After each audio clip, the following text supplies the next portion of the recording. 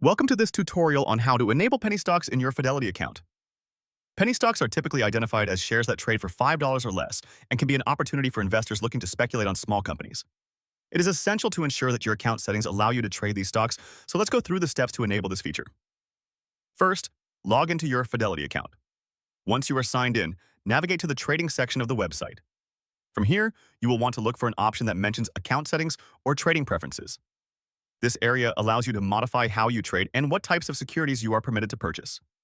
Look for settings related to trading permissions and ensure that penny stocks are included in your approved securities.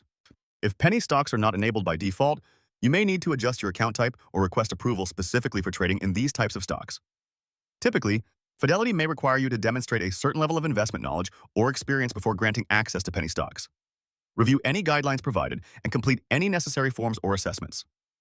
After you have enabled penny stocks in your account, it is wise to familiarize yourself with the risks involved in trading them. Due to their volatility and lower liquidity, penny stocks can be riskier than other investments.